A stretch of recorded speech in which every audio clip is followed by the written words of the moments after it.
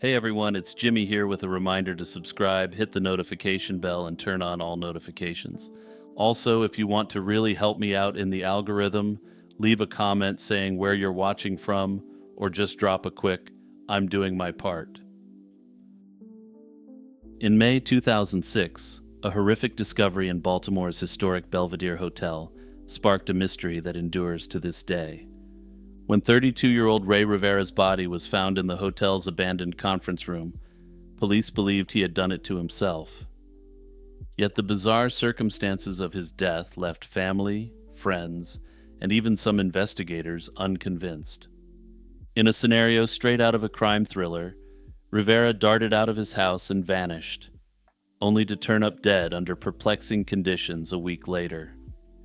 It's a case that has confounded authorities and armchair detectives alike, sparking countless theories but no definitive answers.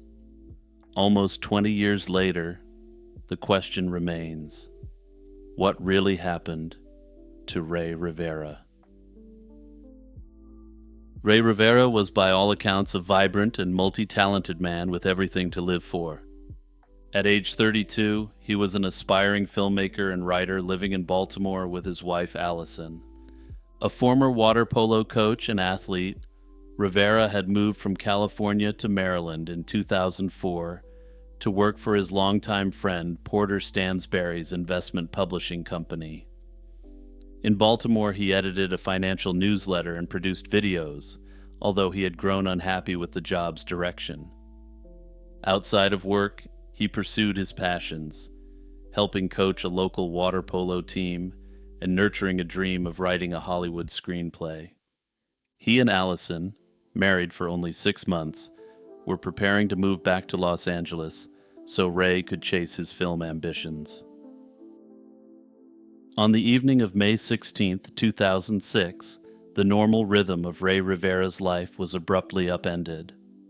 Allison was out of town on business, and a colleague named Claudia was staying over at their Baltimore home. Around 6 o'clock, Claudia heard Ray answer a phone call that seemed urgent. He reportedly bolted out of the house as if late for a meeting.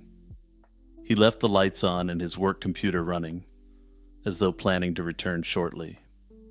In his haste, Ray grabbed only his cell phone and keys before driving off into the evening. When Allison's attempts to reach him by phone went unanswered that night, she became concerned. By dawn the next day, Claudia alerted her that Ray still hadn't come home. Alarmed by this uncharacteristic absence, Allison drove back to Baltimore and filed a missing person report on May 17th. Friends and family joined in a frantic search, but for days there was no sign of Ray or his whereabouts. 1 week later, a crucial clue surfaced. On May 23rd, Ray's vehicle was found parked in a lot near his office and the Belvedere Hotel. The parking ticket showed it had been there since the evening he vanished. The next day, May 24th, several of Ray's co-workers searched an adjacent parking garage for any further hints.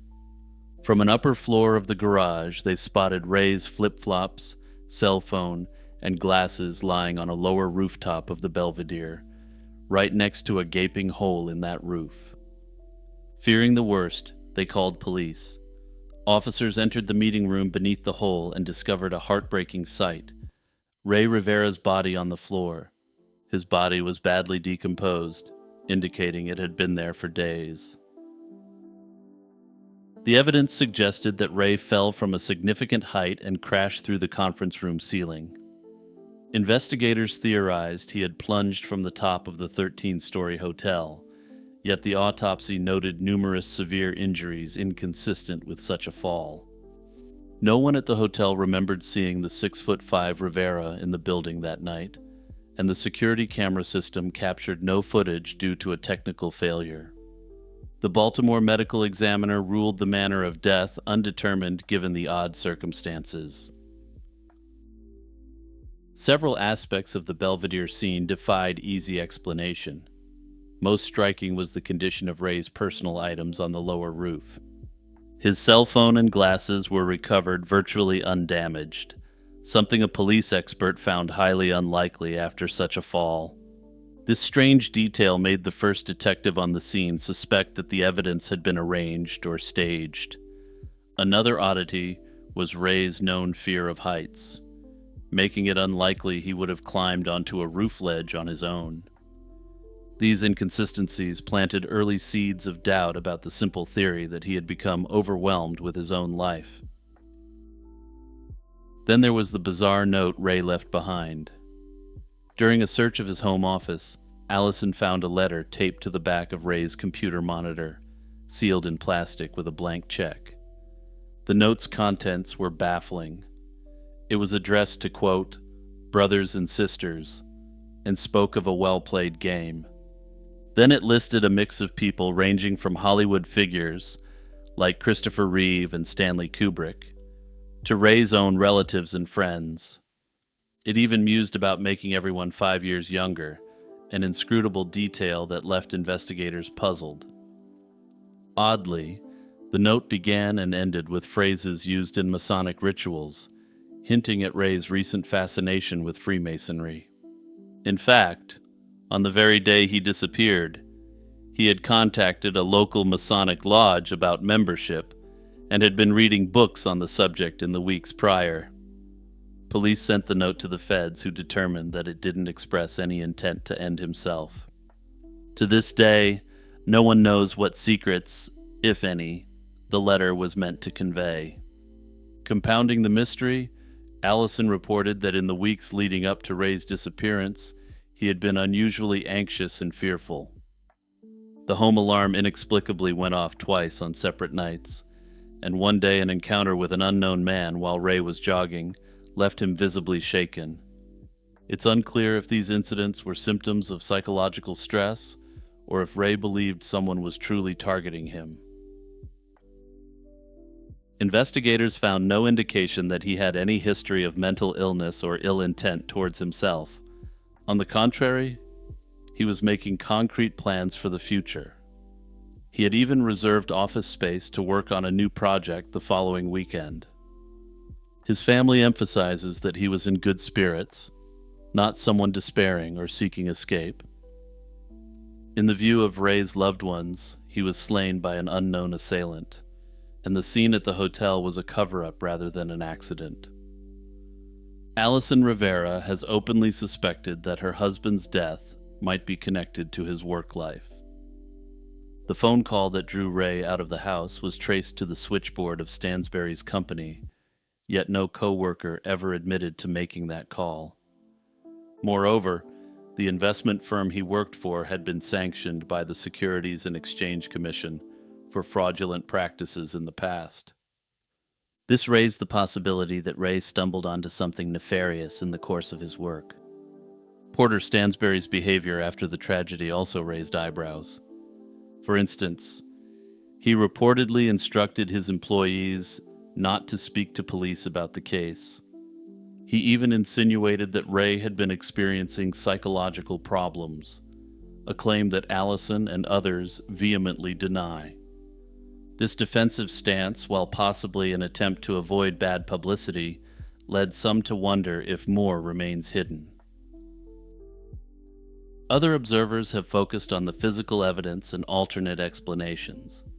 Some forensic analysts noted that certain fractures in Ray's legs seemed more consistent with the impact of a car strike than with a free fall. This fueled speculation that Ray might have been attacked elsewhere, and then the scene at the Belvedere was staged to conceal the crime.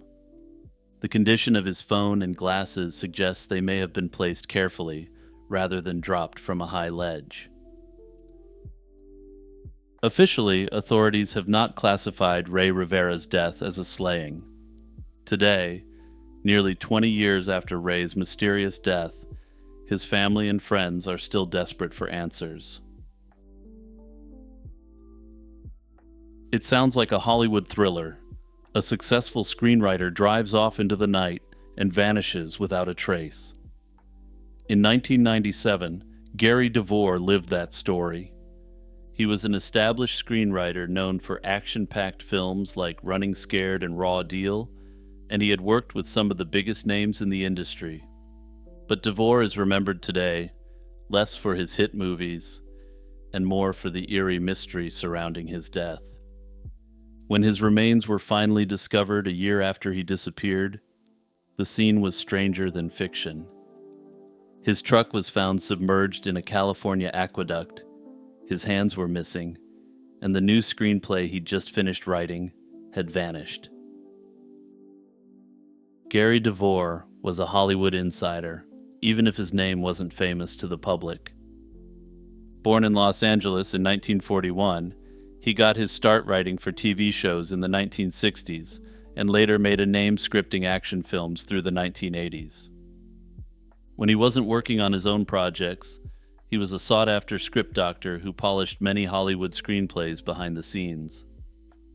By 1997, 55-year-old DeVore was a well-paid veteran of the movie business. He had recently remarried and was living with his wife, Wendy, in a beachfront California home. Despite his success, he was pushing himself on an ambitious new project, a script titled The Big Steal.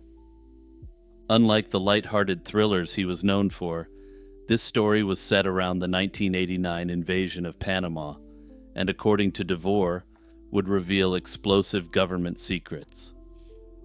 DeVore had reportedly done extensive research for the screenplay, hinting that he'd uncovered the real reasons behind the Panama operation. Finishing this script became his obsession in early 1997, and it seemed like nothing could stop him. On June 27, 1997, DeVore was in Santa Fe, New Mexico, wrapping up work on The Big Steal. Late that night, he began the long drive back to his home near Santa Barbara, California, opting to travel overnight through the Mojave Desert to avoid traffic. Around 1:15 a.m. on June 28th, he called Wendy from the road. He said he was past Barstow, a desert town on his route, and that he was making good time. He sounded upbeat and alert, giving Wendy no indication of any trouble. Curiously, he didn't pinpoint his exact location, and shortly after, the call dropped. That brief conversation would be the last contact anyone had with Gary DeVore. When Gary failed to arrive home the next day, Wendy alerted the authorities, and a massive search effort began. Police, volunteers, and federal agents scoured the highways and remote desert areas, looking for any sign of his SUV. The case made national news and even appeared on America's Most Wanted, but no trace of Gary or his vehicle was found in the days and weeks that followed. With no evidence and no eyewitnesses, theories about his fate ran rampant. Some suspected he was carjacked for his fancy new SUV, with his body being dumped out in the desert. Others speculated that he had simply been abandoned in the desert and perished from exposure to the elements. Others wondered if Gary had staged his own disappearance or developed amnesia and wandered off. One of the more conspiratorial suggestions was that the CIA had secretly intercepted him due to the sensitive screenplay he was carrying. After all, he had been openly talking about government secrets he had uncovered and which were going to be revealed in fictionalized form. As summer turned to fall, hope of finding him alive faded. For a full year, the mystery lingered. A Hollywood writer had vanished into the desert without a trace. In July 1998, the mystery took a dramatic turn. A determined amateur sleuth named Douglas Crawford independently investigated Gary's disappearance. He had zeroed in on a specific spot, a bridge where the Highway 14 freeway crosses the California Aqueduct in Palmdale. Crawford went to that remote area and noticed debris that looked like pieces of a vehicle on the aqueduct's embankment. Acting on his tip, authorities dispatched a dive team to search the aqueduct. Sure enough, submerged in the water below the bridge, they found a white Ford Explorer, Gary DeVore's missing truck, with a body inside. The remains were confirmed to be Gary. A wallet in the pocket of the jeans on the body held his driver's license, leaving little doubt. However, the scene was anything but a neat resolution. Crucial items were inexplicably missing from the vehicle. Investigators noted that Devore's laptop, which held the only copy of The Big Steal, was gone, as was the revolver he had brought along for the trip. Even more disturbing, Devore's hands weren't attached to his body. His arms in the driver's seat ended at the wrists, and no hands were found in the vehicle. For a man who made his living writing, the condition of the remains raised immediate questions about foul play, and perhaps doubly so. Equally puzzling was how Gary's vehicle ended up in that aqueduct in the first place. The stretch of highway above it has a dividing barrier, and for the truck to go off the bridge, Devore would have had to do some unusual things.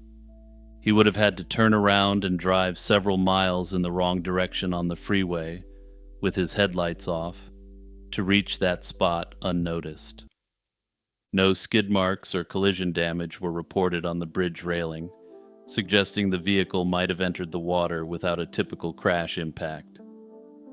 At first, officials leaned toward explaining the death as a freak accident. The Los Angeles County coroner found no obvious signs of trauma and commented that it looked like a simple car accident. But Santa Barbara detectives admitted aspects of the case were highly unusual and said they couldn't rule out foul play. The physical evidence just didn't add up to an ordinary crash. The bizarre circumstances of Gary Devore's death soon fueled intense speculation.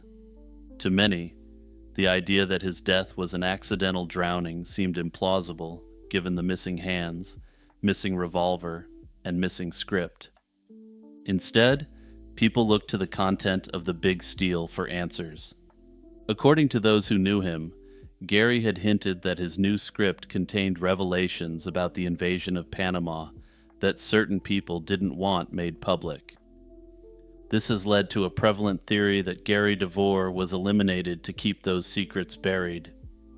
In this scenario, unknown agents intercepted Gary during his drive, disposed of his hands to send a message, and stole his materials to ensure the information never got out.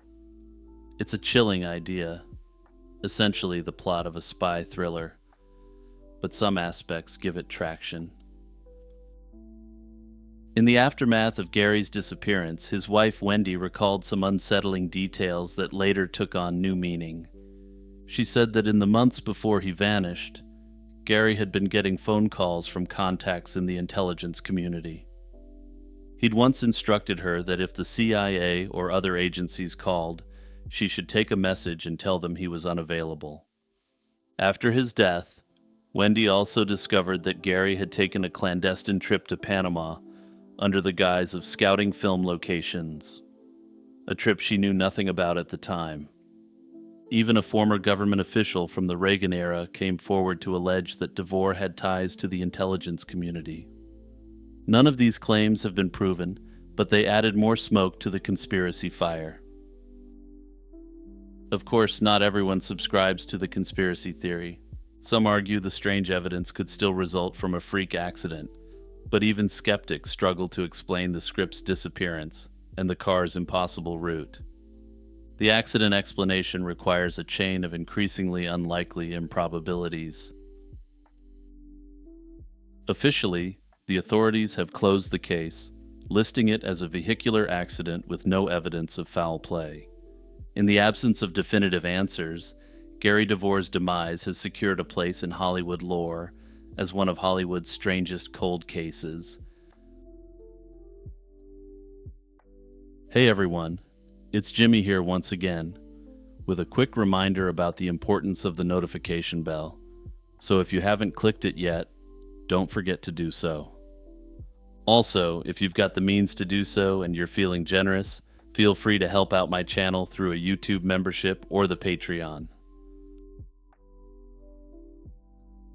Imagine a city under siege, its defenders outmatched and its fall seemingly inevitable, yet the attackers find themselves halted by a single brilliant mind.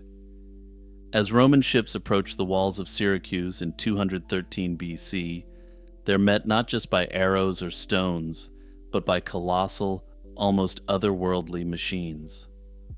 One vessel is yanked upward by an immense mechanical arm, its prow lifted high above the waves before crashing back down and shattering against the rocks. Panic ripples through the fleet as seasoned soldiers confront a new, unknown terror.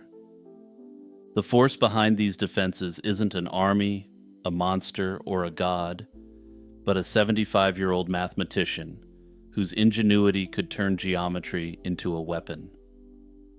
His name was Archimedes, and the device that shook Rome's confidence would be remembered as the Claw of Archimedes. The siege of Syracuse was a pivotal high-stakes battle in the middle of the Second Punic War. Rome was in a fight for its very survival. Hannibal and his Carthaginian army were still on the Italian peninsula, having inflicted catastrophic defeats on the Romans. Syracuse, a powerful Greek city-state in Sicily and a longtime Roman ally, had made a fatal miscalculation. After their pro-Roman king died, they switched sides and allied with Carthage. For Rome, this was an existential threat. A hostile Syracuse could become a Carthaginian staging ground, threatening to cut off Rome from the sea and its own island territories. The man who stepped up to defend the city was, ironically, someone who found the entire business of practical siege engineering to be beneath him. Archimedes of Syracuse was one of the greatest mathematicians of all time, a polymath who lived for pure theory. He was fascinated by the area of a circle, the volume of a sphere, the laws of buoyancy, and the power of the lever. He famously boasted, "Give me a lever long enough and a fulcrum on which to place it, and I shall move the world." According to the historian Plutarch, Archimedes didn't want to build weapons, essentially seeing this as an affront to the beauty of mathematics. He had only built these machines during peacetime because his friend and patron, King Hero, had persuaded him to prepare the city's defenses. He was a theoretical genius forced by circumstance into the role of a weapons designer, something which the sources indicate sickened him. This is crucial for understanding the Claw. It wasn't the complex, finicky device of a lifelong tinkerer. It was the direct, powerful, and terrifying application of a pure physical principle. It was, in essence, a giant lever built to move and destroy Roman ships for defensive purposes only. The Claw of Archimedes, also known as the Iron Hand, is attested by the three main ancient historians who chronicled the siege, though their descriptions vary slightly. The earliest and most reliable account comes from Polybius, a Greek historian born only a dozen years after the siege. He describes an iron hand swung on a chain that would be lowered from a machine. An operator, likely protected inside the wall, would use a lever to fasten this grapple to a ship's prow. Once hooked, the operator would press down the lever, lifting the prow high into the air and causing the ship to stand upright on its stern. The operator would then secure the machine and suddenly slacken the chain, causing the ship to capsize or dip so violently that it filled with water during the plunge. The Roman historian Livy, writing later, adds a critical engineering detail. He describes a swing beam that projected over the wall. When the iron hand was attached to a ship, the other arm of the beam was sprung backward to the ground by the shifting of a heavy leaden weight. This counterweight system provided the enormous force needed to hoist the ship into the air before dropping it. Plutarch, a Greek biographer, gives the most dramatic account. He describes huge beams run out from the walls. Some of these were simple boulder droppers, which has led some skeptics to believe that's all the Claw was. Skeptics have long pointed out that a Roman quinquereme was a 200-foot-long ship that could weigh over 100 tons, an impossible weight to simply lift. But Archimedes wasn't trying to lift the whole ship. He was a master of mathematics and knew exactly how to use it to exploit weaknesses. The Claw was an ingenious application of the lever, combined with the counterweight system that Livy mentioned. Modern engineering analysis suggests this is the most plausible design. The counterweight, likely a massive lead or stone block, would be pre-lifted by men or oxen, storing potential energy. When a Roman ship was hooked, the operators would simply release this weight, which would fall and provide the immense, sudden snap needed to jerk the ship's bow upward. By the time the crew could react to what was happening, it was already too late for them. The claw of Archimedes was far more than a weapon. It was essentially an ancient psyop. Its physical damage was significant, sinking many ships, but its mental impact was total. The Romans were prepared to fight men, not battle a machine that had never been thought of before, and the psychological victory was absolute. Plutarch records that the Romans became so fearful that they were afraid of the walls themselves and what other wonder weapons could be laying in wait. This was the claw's true success. The terror it inspired broke the Roman will to assault the city, and they settled in for a siege. Archimedes' inventions had single-handedly defeated Rome's initial invasion strategy. This bought Syracuse some remaining freedom and cost the Romans time and resources they desperately needed elsewhere. For centuries, many dismissed the claw as a fantastical exaggeration, lumping it in with the more dubious solar ray. But in recent decades, experimental engineering and historians put the claw to the test. In 2005, a model was built based on ancient accounts that succeeded in tipping over a replica Roman ship. These modern tests don't prove the claw was used exactly as described, but they prove it could have been. The engineering principles were sound, the materials were available, and the mind of its creator was more than capable. The final bitter irony is that Archimedes' genius couldn't save him or his city. After a long blockade, the Romans, frustrated and angered by the costly siege, finally breached the walls in 212 BC. According to traditional accounts, as Roman forces broke into the city, the elderly mathematician was completely absorbed in a geometric diagram he'd drawn in the sand. A Roman soldier approached and ordered him to come meet the Roman general he had held off, who respected Archimedes and had explicitly instructed that he be taken alive. Focused on his work, Archimedes reportedly refused to leave until he'd finished the problem in front of him, telling the soldier not to disrupt the figure he was studying. The soldier, either believing he was being defied or acting impulsively amid the chaos, cut him down where he stood. And rumor has it this event started a 2 millennia-long feud between jocks and nerds that wasn't resolved until the last decade or so. 16-year-old Amber Cates from Columbia, Tennessee, planned to spend her spring break visiting relatives in Florida. On April 11, 2004, Amber was dropped off at her mother's house, expecting to leave for the trip that day. Instead, a friend arrived to pick her up, and Amber rode away with him, never to be seen again. By all accounts, Amber was a bright and spirited teenager, but Amber had also begun to test boundaries. She was hanging out with older, questionable friends and is believed to have occasionally indulged in illicit substances. When she vanished that spring day, what initially seemed like a potential runaway case soon turned into something far more troubling. Now, more than 20 years later, Amber's disappearance remains an unsolved mystery that haunts her community and family.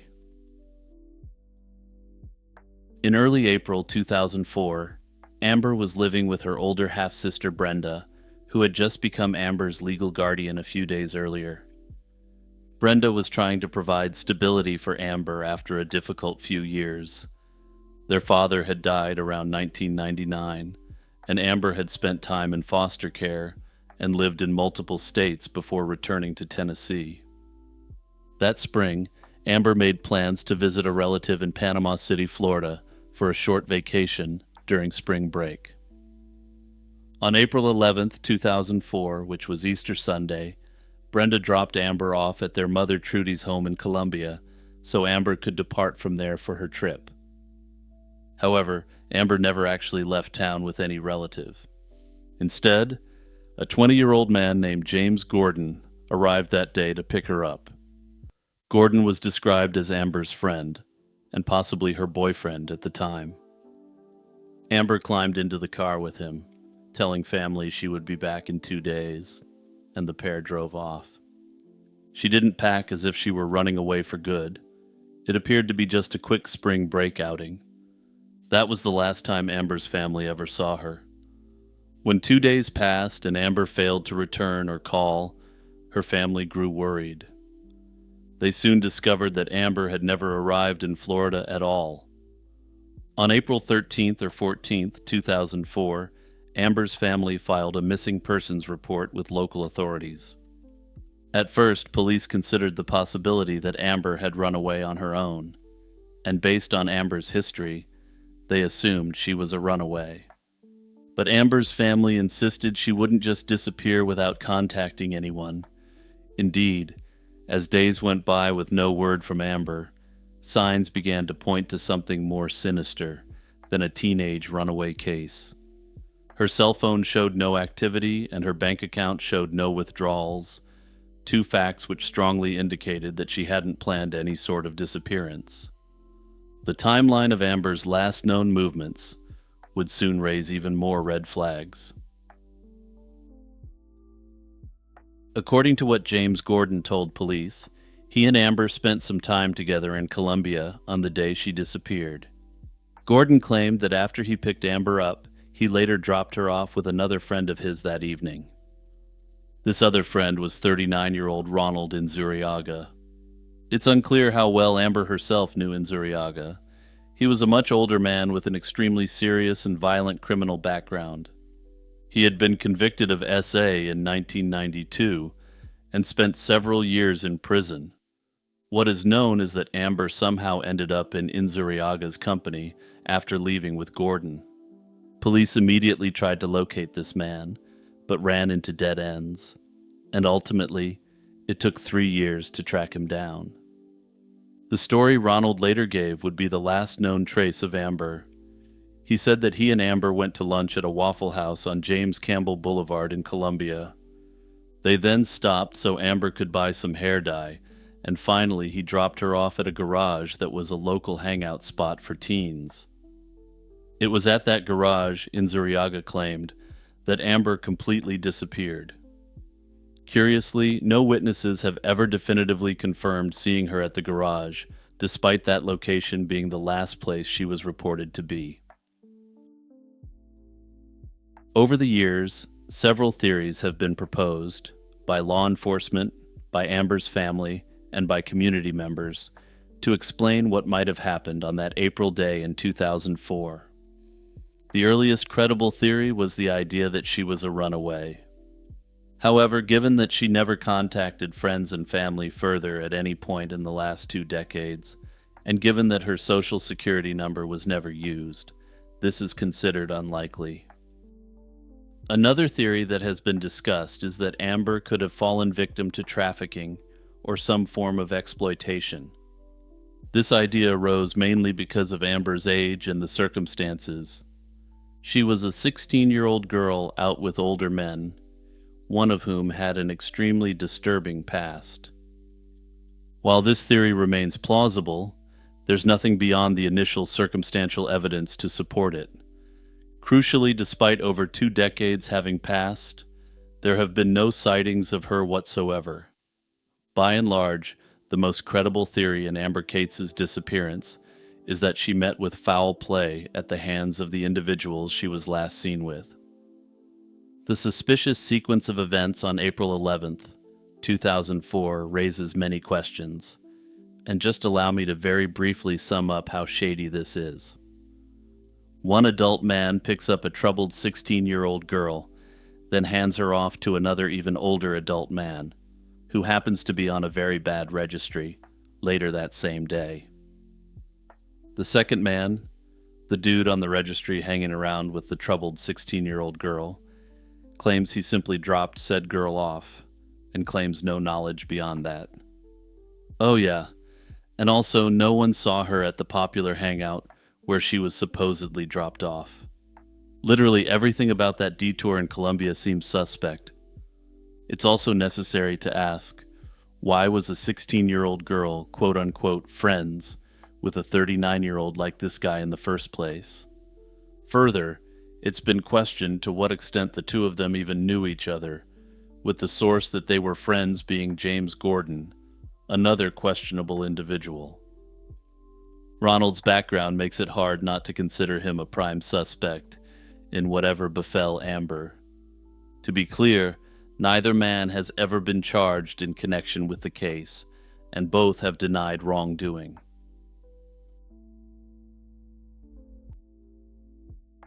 In the early hours of July 5, 2000, a quiet factory in Seabrook, New Hampshire became the scene of a baffling mystery. A security guard's car was found ablaze in the parking lot, and the guard's booth stood abandoned, a pack of cigarettes and an untouched lunch still on the desk. The guard, 40-year-old Curtis Pichon, had vanished without a trace. Curtis was a former police officer and Army veteran who had devoted his life to public service until a devastating medical diagnosis changed his path.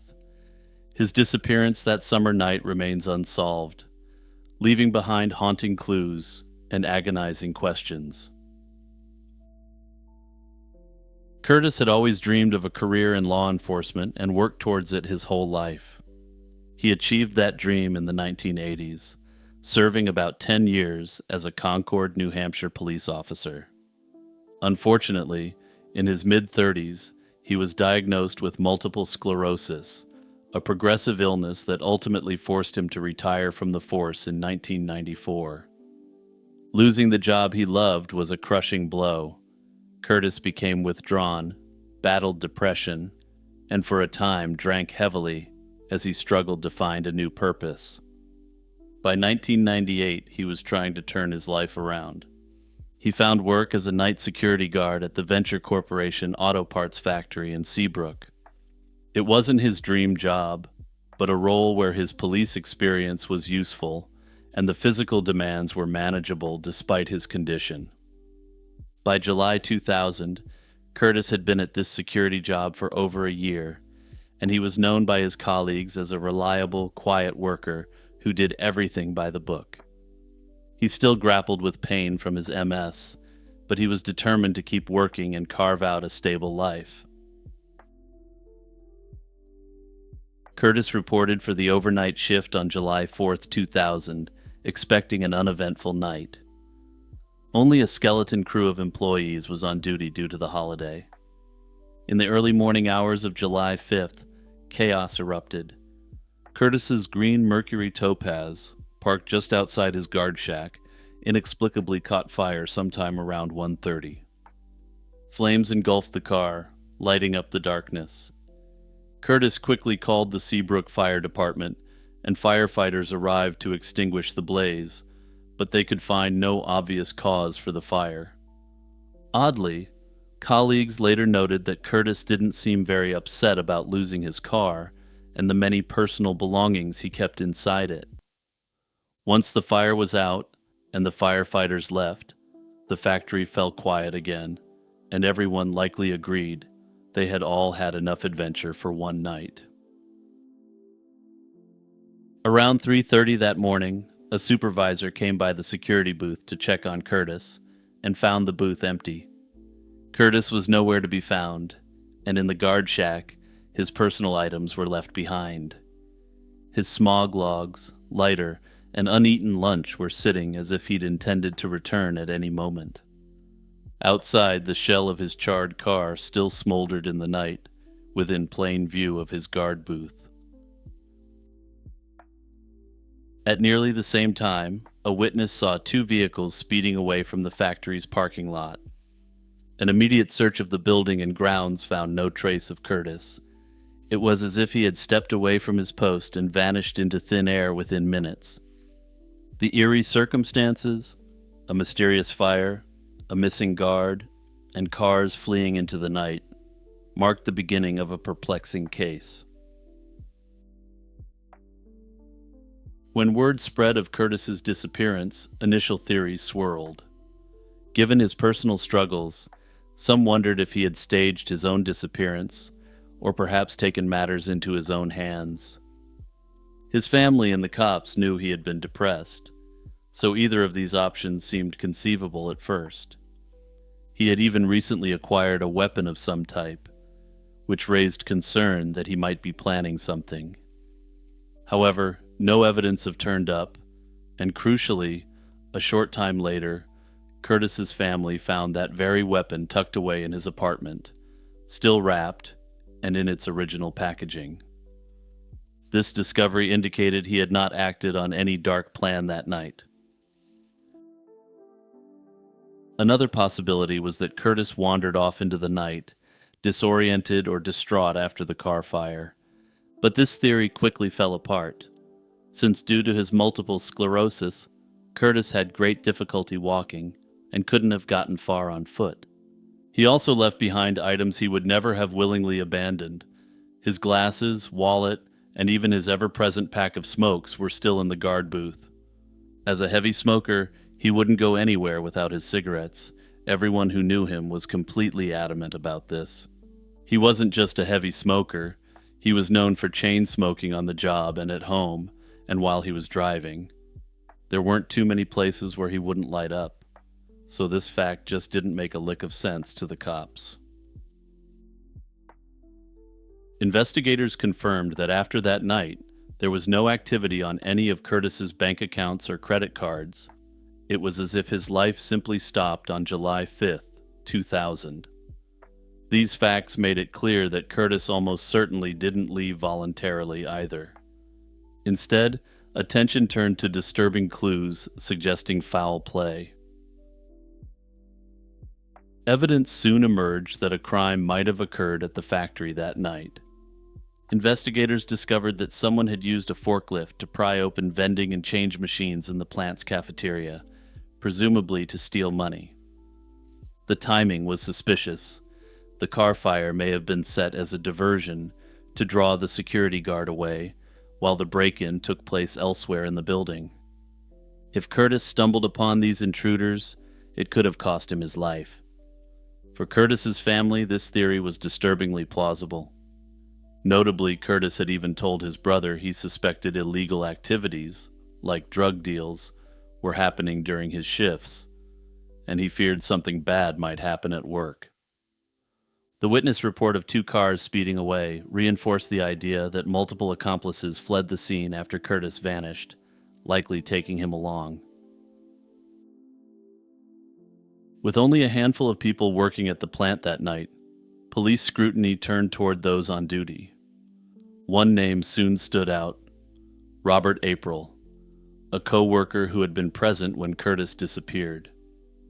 In 2008, April allegedly told someone that he was responsible for the missing person from Seabrook, and then later even allegedly boasted that he had buried the body. This was, of course, an obvious reference to Curtis, if this hearsay is to be believed.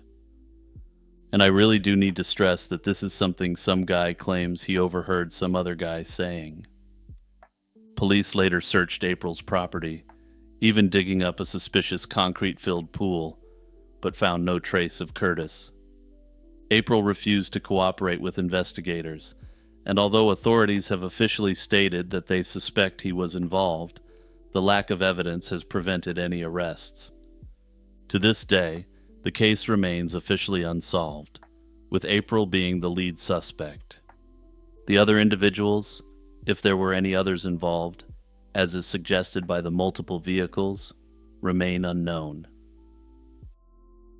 Notably, the cops haven't hinted at a motive as to why they believe April was involved in this crime.